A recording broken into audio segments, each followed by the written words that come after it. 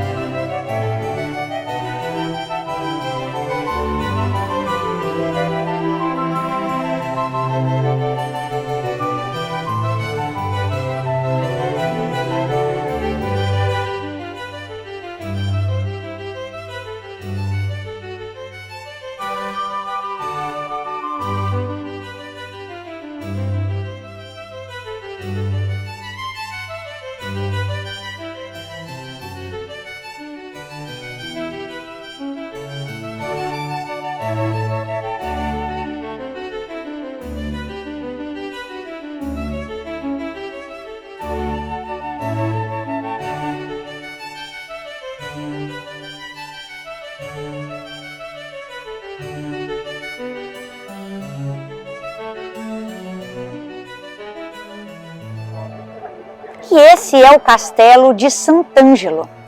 A sua estrutura primitiva começou a ser construída em 135 pelo imperador Adriano.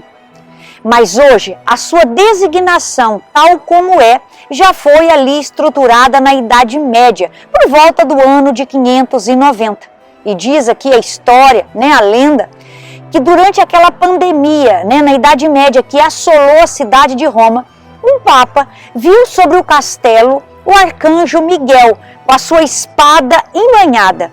E ele então anunciava o final dessa pandemia.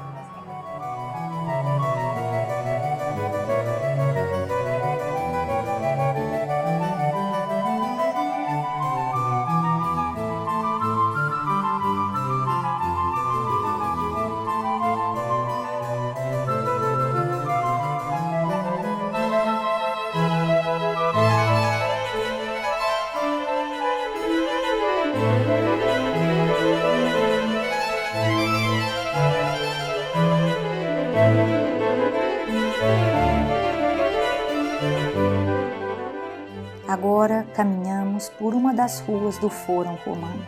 Ainda conseguimos ver as suas prisões, jaulas, e essa rua vai desembocar na famosa prisão Marmetina, também chamada de Cárcere Marmetino, um dos lugares de Roma ligados à história daqueles que foram punidos com a morte por se declararem seguidores de Cristo.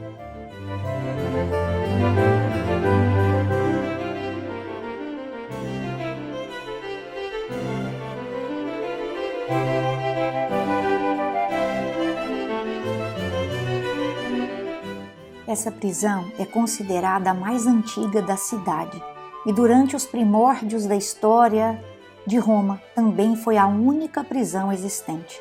O historiador antigo Tito Livio nos conta que a prisão marmetina foi construída à época de Anco Márcio, o segundo rei de Roma. Era considerado uma espécie de Alcatraz da antiga Roma, ou seja, uma prisão de máxima segurança, na qual ficavam os prisioneiros já condenados e à espera da execução.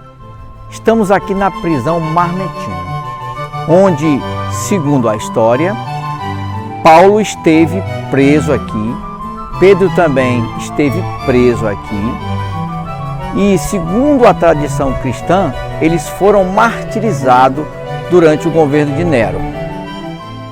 A Fontana di Trevi não é apenas a mais bonita, mas também a maior fonte da cidade e conta com 20 metros de largura por 26 metros de altura. A origem da fonte remonta ao ano 19 a.C., época em que a fontana constituía o final do aqueduto Água Virco, a primeira fonte construída durante o Renascimento sobre as ordens do Papa Nicolau V. E aí vai uma curiosidade. O nome de Trevi deriva de Trevi, ou seja, 3 vias, já que a fonte era o ponto de encontro de 3 ruas. O mito da Fontana di Trevi, ela nasce por causa do filme A Fonte dos Desejos, de 1954, e diz o seguinte: se você jogar uma moeda na fonte, você vai voltar a Roma. Se você jogar 2 moedas, encontrará o amor. Se você jogar 3 moedas, irá se casar com a pessoa que você conheceu. E acredita que por volta de 1 milhão de euros é retirado dessa fonte todos os anos?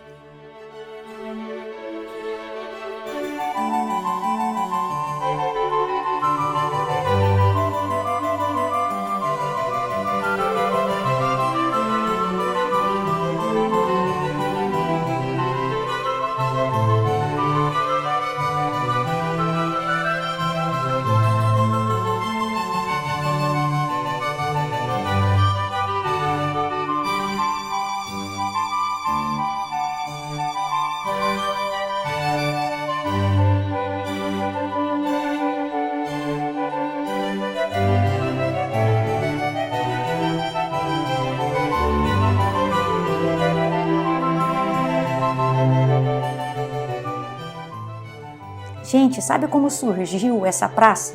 Foi depois que o imperador Carlos I, em 1536, visita Roma. O Papa, então, Paulo III Farnese, ficou envergonhado pelo aspecto da colina e encarregou, então, Michelangelo do design da nova praça. Michelangelo cria a praça orientada para a Basílica de São Pedro, que era o centro político da cidade naquela época. E no centro da praça se instalou uma imponente estátua equestre de Marco Aurélio, feita em bronze, mas atualmente essa estátua está guardada no Palácio dos Conservadores. A que está na praça hoje é apenas uma réplica fiel. Esta é uma das principais atrações turísticas da cidade. A sua localização excêntrica, os museus capitolinos se encontram ali, e também porque na esquina do Palácio Senatório e do Palácio Novo está a escultura da loba capitolina, que faz parte da lenda de Rômulo e Remo.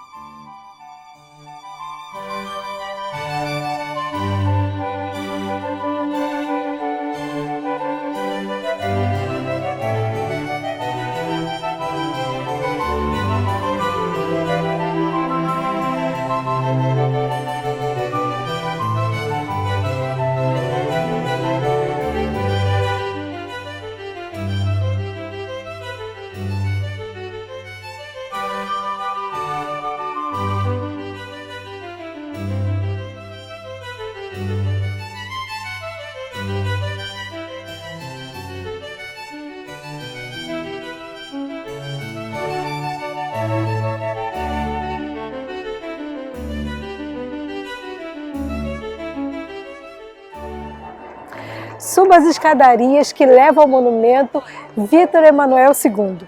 E lá você vai encontrar a Praça do Capitólio, projetado pelo próprio Michelangelo, e era antigamente o coração político e religioso de Roma.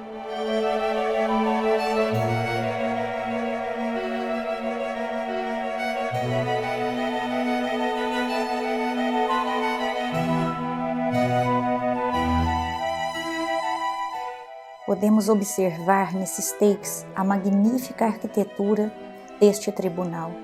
Portanto, queria destacar a magnitude da influência do sistema de Roma constituir a base do direito de vários países, inclusive o do nosso, o do Brasil. Este influenciou, ou seja, o direito romano influenciou o direito civil, o processo civil e o direito penal do nosso país.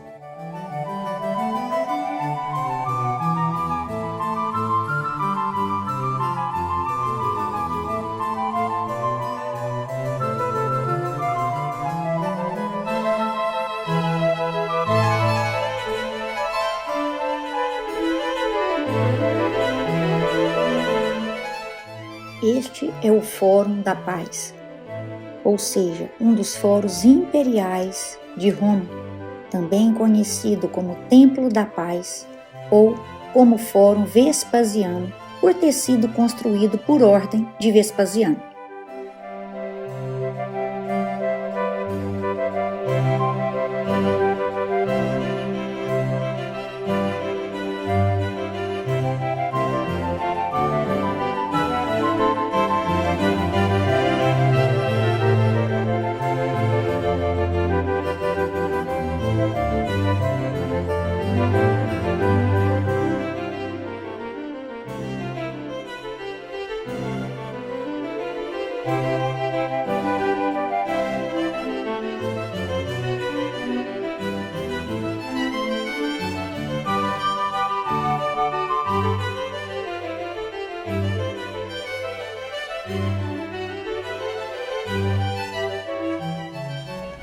E agora chegou o momento mais saboroso do programa. Nós vamos experimentar as massas italianas. Será que é igual a nossa? Olha aí, um cearense comendo comida italiana. Vamos provar, né? Olha, como é o nome desse prato aí? Meu é uma lasanha. Uma lasanha. E o seu? Meu é um macarrão carbonara. Olha aí. E uma salada muito gostosa.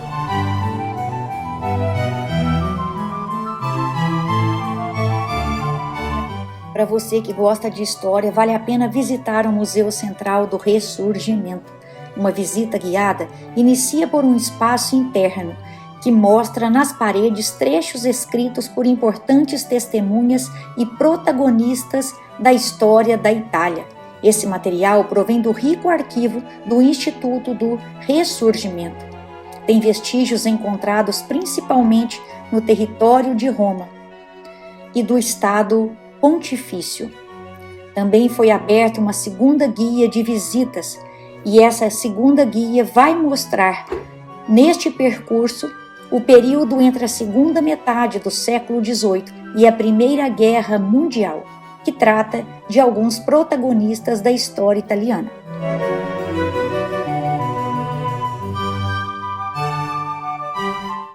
O Papa não chegou a aceitar a unificação da Itália e se refugiou no Vaticano, dando lugar à chamada Questão Romana, uma disputa política que aconteceu desde 1861 até 1929, entre o governo italiano e o papado. Em 11 de fevereiro de 1929, o Papa Pio XI e Mussolini assinaram os pactos lateranenses que reconheciam o Estado do Vaticano.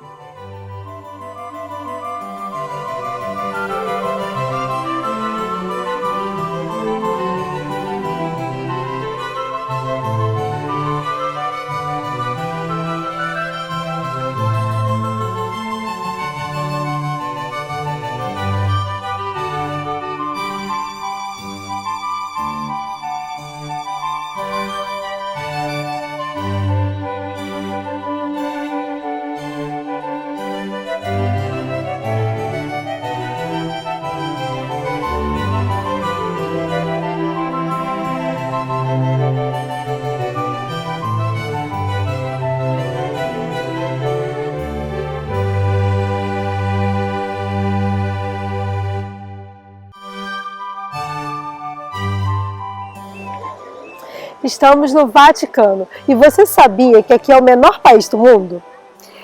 Porém, o mais visitado durante uma turnê aqui na Itália. Somente padres, freiras e alguns dignatários, guardas, é claro, o Papa, podem estar morando aqui. E, independente da sua religião, vale a pena vir fazer uma visita neste lugar. Estamos na famosa Praça de São Pedro. Aqui, todo ano, milhões de peregrinos e turistas vêm visitar essa praça. Ela foi projetada para receber muitas pessoas aqui, para caber muitas pessoas nesse lugar.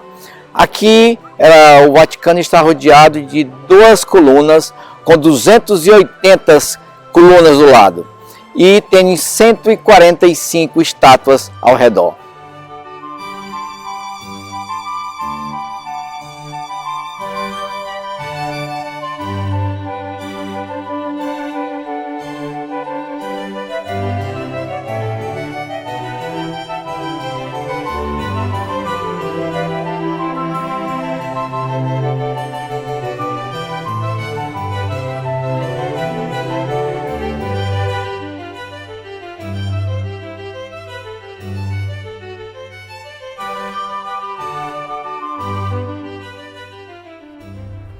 E chegamos ao final de mais um programa No Caminho.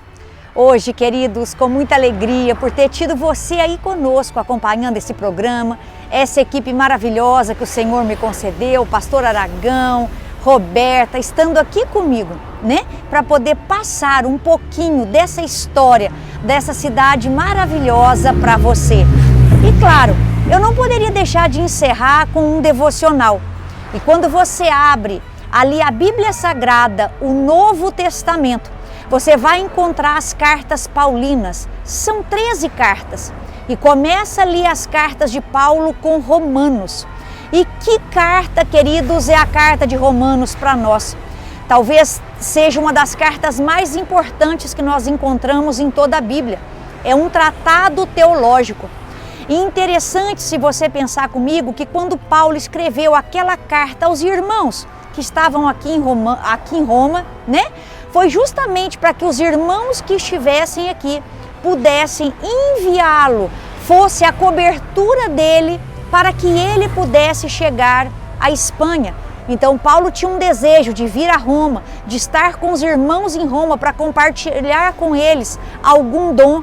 Então logo nós vemos que não foi Paulo que fundou essa igreja. Também, queridos, há uma tradição que diz que foi Pedro que fundou essa igreja para a qual Paulo escreve.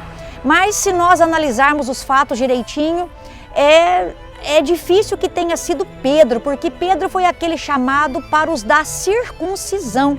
E aqui era uma igreja gentílica, né? Então nós não sabemos, né, quem fundou a igreja para a qual Paulo escreveu. Talvez lá no dia de Pentecostes, como havia muitas pessoas ali, o Espírito Santo desceu, talvez daqueles irmãos que se espalharam possa ter tido algum deles que chegou aqui e fundou esse trabalho. Até porque Paulo queria compartilhar com eles algum dom. Olha aí, então fica aí para você essa pesquisa e essa curiosidade, quem será que fundou a igreja para a qual Paulo escreveu. Mas então Paulo queria vir aqui, queria visitar os irmãos, compartilhar com eles dons, para que então essa igreja fosse a cobertura dele e o enviasse até a Espanha. E isso me chama a atenção. Por quê? Porque Paulo tentou vir nessa cidade várias vezes, queridos, mas ele foi impedido de estar aqui. E justamente porque ele não conseguiu estar aqui, é que ele pôde deixar essa carta tão preciosa para a minha instrução e para a sua instrução.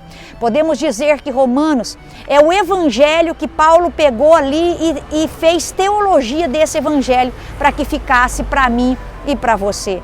Então, como ele não conseguiu vir, ele teve que enviar essa carta, a carta de Paulo à igreja que estava em Roma, aos romanos. E ali, inspirado pelo Espírito Santo, ele deixa esse conhecimento tão precioso para nós. E como essa carta influenciou gerações. Você vê que Agostinho de Hipona foi ali influenciado quando leu Romanos. Martinho Lutero foi influenciado, Wesley foi influenciado quando leu essa carta. E eu tenho certeza que hoje, quando você lê essa carta, você também é tocado profundamente no seu coração. Então receba aqui o abraço de toda a equipe, o nosso agradecimento por você ter estado conosco. E espero que esta cidade tenha despertado em você muito mais do que o desejo de vir aqui visitá-la, mas de conhecer a parte das Sagradas Escrituras que fala, né, dessa carta que Paulo escreveu. O justo viverá pela fé. Que o Senhor te abençoe e até a próxima semana.